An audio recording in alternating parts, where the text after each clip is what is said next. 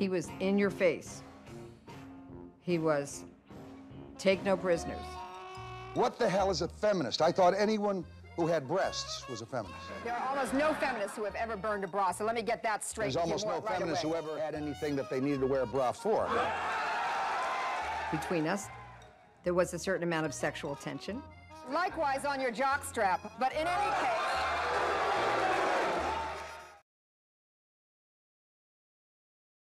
This must be devastating to many of the accusers, and my heart especially goes out to those who bravely testified in both of his criminal cases.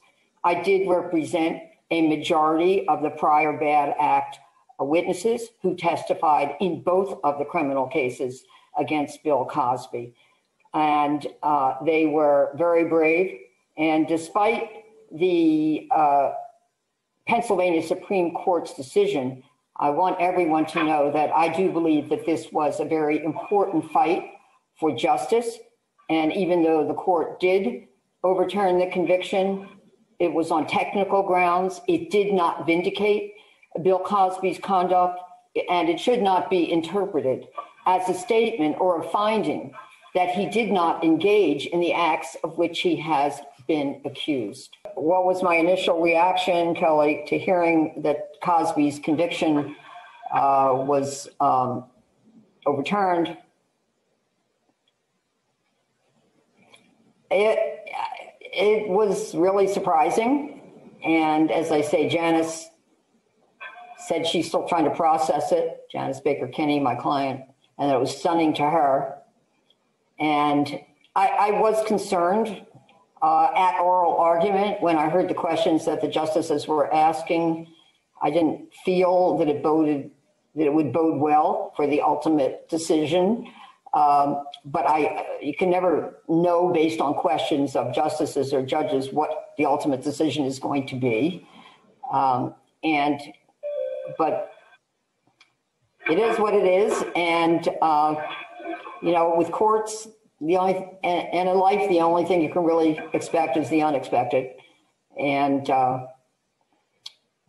this is what it is. We will deal with it. We will move on. It's always 2 steps forward and 1 step backwards in the women's movement. But the good news is we're moving forward. We're not going to be deterred. Hello and welcome to my channel. Go ahead, hit the like, hit the share, subscribe if you haven't already. We should have known. We should have known. It was a matter of time before we saw old she-devil reemerge with her clients. But we pretty much know how this is gonna go if you're following my content.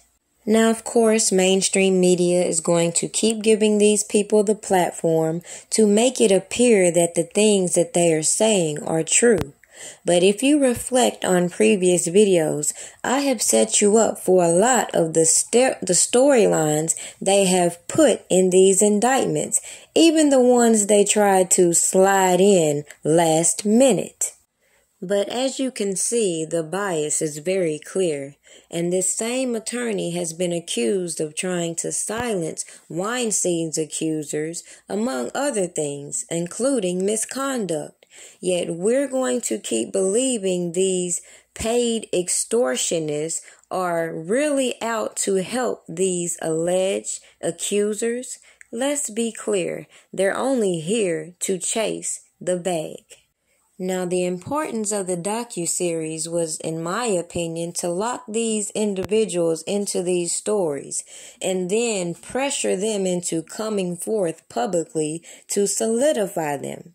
Question is, will these allegations stand up in court by all these people who can be easily disqualified? How is it possible for random people such as myself to readily identify these Jane Does? Well, because we have watched these people who have triggered all this to be set into motion, then come out and intimidate these participants into continuing with their stories, even though obviously they're having a hard time sticking to the script. R. Kelly beginning the court battle of his life today, a far cry from his days as a Grammy-winning R&B singer. I believe I can fly. A jury of 7 men and 5 women will decide if the 54-year-old singer, whose real name is Robert Sylvester Kelly, is guilty of racketeering, sex trafficking, kidnapping, and the sexual exploitation of children. If convicted on all charges, Kelly faces 10 years to life in prison. He has pleaded not guilty. Prosecutors argue Kelly was the ringleader of a decades-long sex cult, forcing women to follow strict rules, like when they could leave their rooms or use the bathroom. Attorney Gloria Allred represents 3 women in the case. We look forward to the victims having their day in court.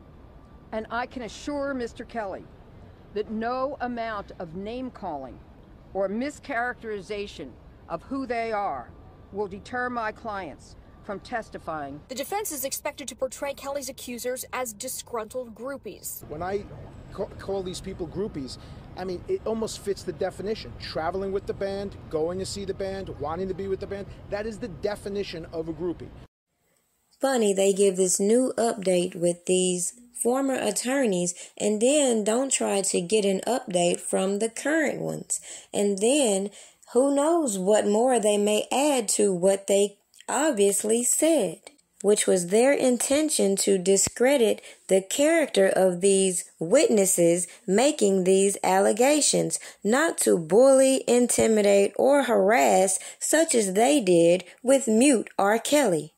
Kelly was previously acquitted on child pornography charges in 2008. He currently faces separate state and federal charges in Illinois for child pornography, sex abuse, and obstruction of justice relating to his 2008 trial.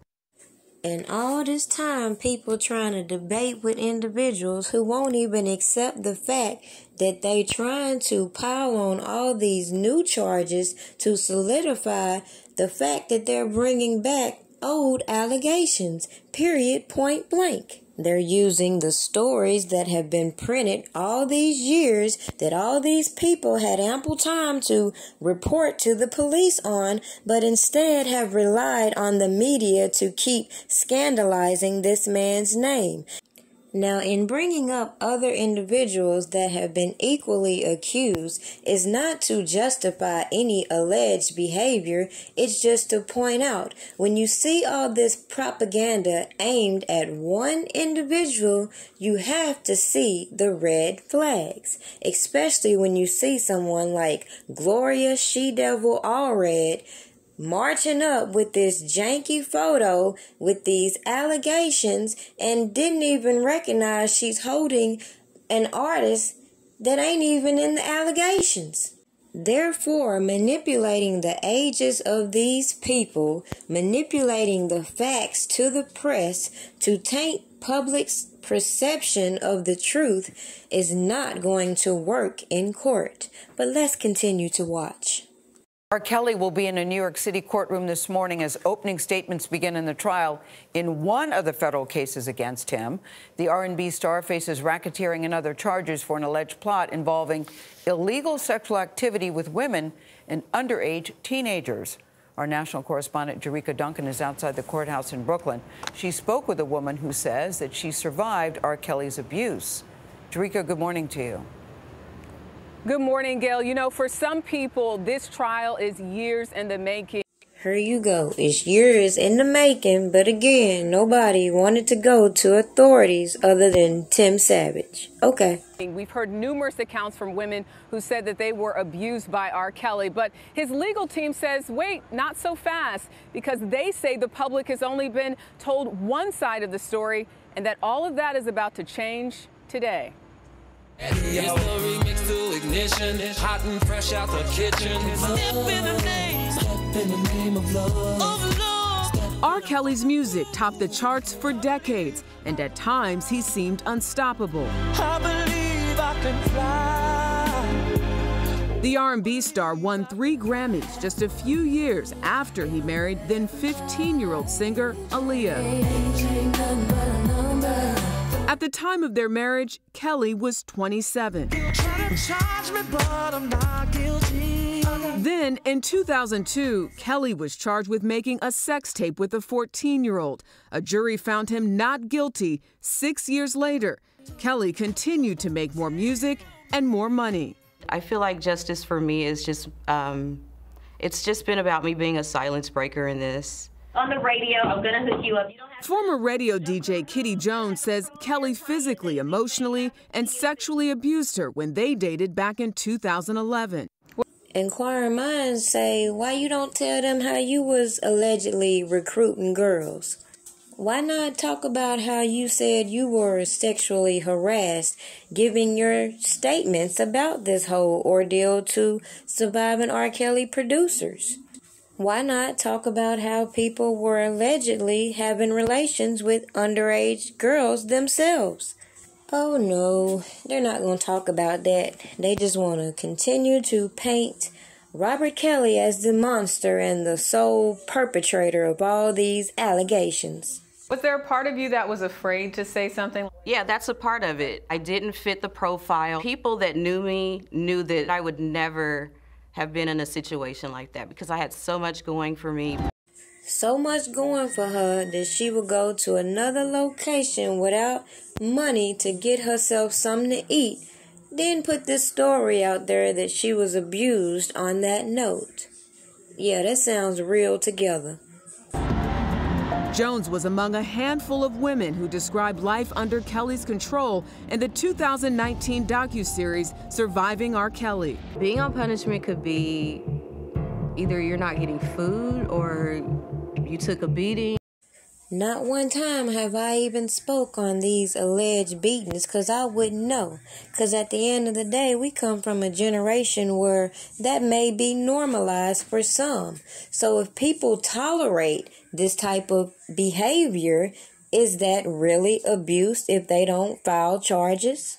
How many of you have stepped in the middle of a domestic situation and try to help a woman out, and then she goes right back to this man who is abusing her in our eyes, but something she tolerates? That is my only point. People betray me, and I keep forgiving them. That same year, Kelly sat down with Gayle King. Have you done anything wrong? Lots of things wrong when it comes to women that I apologize. But I apologize in those relationships at the time I was in the relationships. Have you broken any laws when it comes to women? Absolutely not. And 4 months after that interview, Kelly was arrested for federal sex crimes in Chicago and New York. In July, the 54-year-old was transferred to Brooklyn, where he will now stand trial for allegedly running a criminal enterprise for 2 decades involving sex trafficking of women and underage girls. Kelly's legal team tells CBS News the enterprise is based on a series of independent relationships and events that the government is trying to patch together like different types of fabrics and trying to pass it off as silk.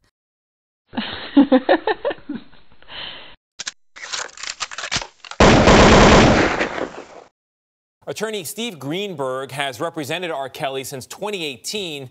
He left the defense team here in New York last month over disagreements with 2 other lawyers on the team, but he still represents Kelly in Illinois and Minnesota.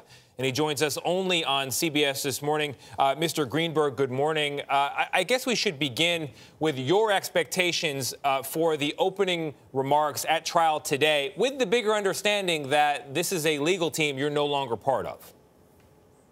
Right. Well, I think what they have to do in opening statements today is just convince the jurors that R. Kelly is not the monster that the public has come to think that he is. The government, I expect, is going to have a very detailed opening. They're going to present all sorts of stories that these women they suppose are going to tell, they allege are going to tell. But then what the defense has to do is they have to humanize R. Kelly. They have to tell the jurors how this is someone who started out singing in subways and really as a celebrity, he just sort of lived his life and made his music. What people are going to find out is that the sort of the moral view that we all have and kind of the Me Too movement has changed the way we looked at things.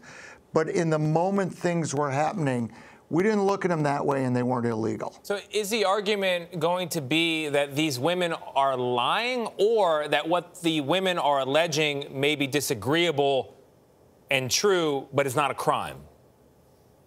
Well, I think it's going to be a combination of all of that. I think that some of the women are just out and out lying. I think that some of the women are exaggerating. I think that some of the women are perhaps telling the truth about what happened, but it's just not a crime. What the government has done here is they've used the RICO statute, which really is intended to prosecute gangs and mobsters, and they're trying to prosecute an individual for a bunch of acts where the statute of limitations has expired, or they were minor acts and they've sort of blown them out of proportion by using this RICO law. In my opinion, it's just a complete perversion of the intent of the RICO law. So when you talk about sweeping up these minor acts into the bigger crime under the RICO law, what are you considering to be a minor act? What would the defense be willing to concede as true to try to get R. Kelly off in this case? Well, I think the one that everyone's heard about the most is an allegation that he gave people herpes, which actually is not what the law says. The New York prosecutors are using a New York state law, and that's the only reason the case is actually in New York. That's how they get what we call venue, and they're using that misdemeanor law that no one's ever been prosecuted against to try and get a foothold in New York on a felony case. When a prosecutor has to get truly creative, as they have in this case, then that's probably not what the law was intended to punish or prohibit.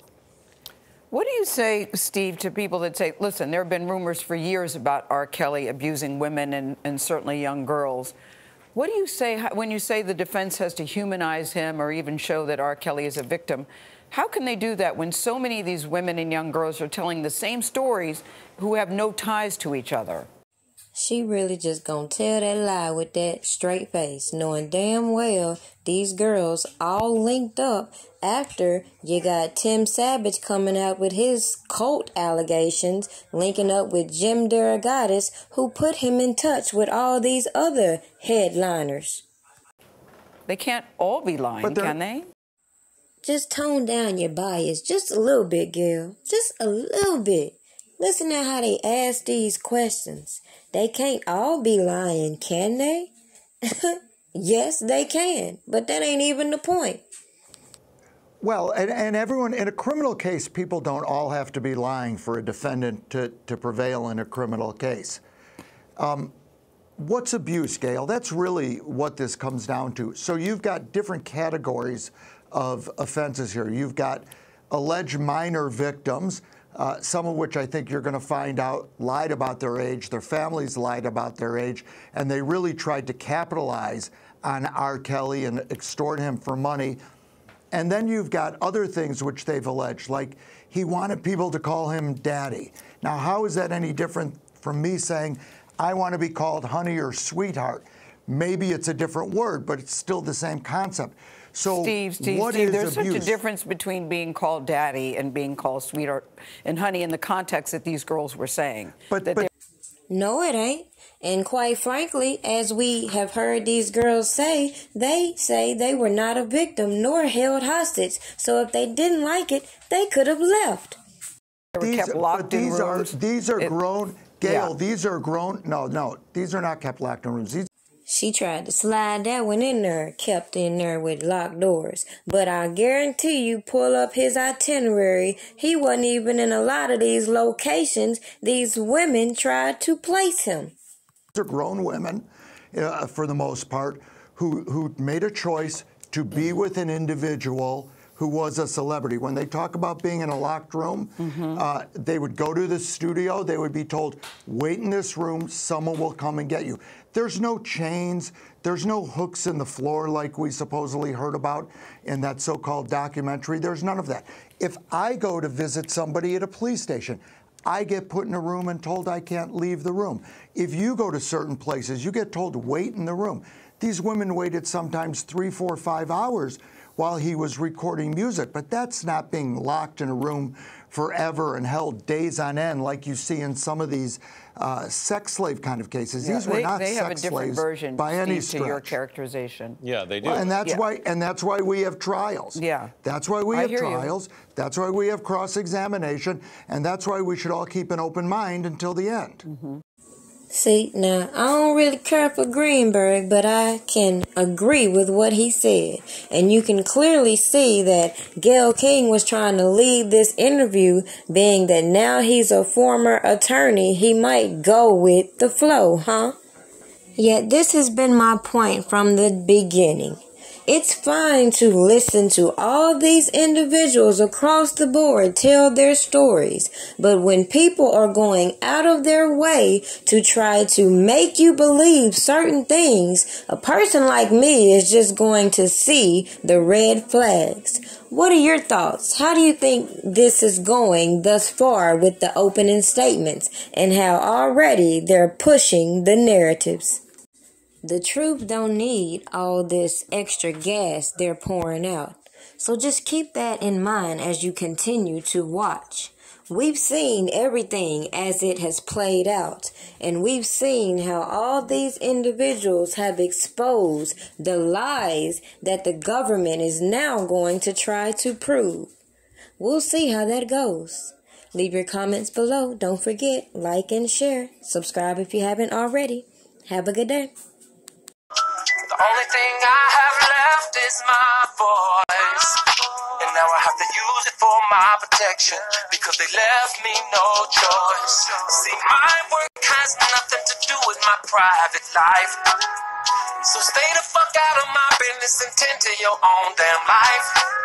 So go ahead, say what you wanna say about who I wanna date, but you won't say that shit to my face, cause you know it ain't shit to say. Next nigga bring me some dumb shit, it's gonna be a misunderstanding, cause niggas that listen to dumb shit are niggas that be on that dumb shit. They need a life cause they ain't got no life, so they always conjuring up dumb shit. Blocking my path, they don't know the half, and so they making assumptions. Just one do assumptions. Cost a man his whole career. Found guilty when you're innocent is the only test I fear. There is one thing that's for sure, and I wanna make this shit clear. I done lived my voice and represented my country for 31 fucking years. Damn it, I admit.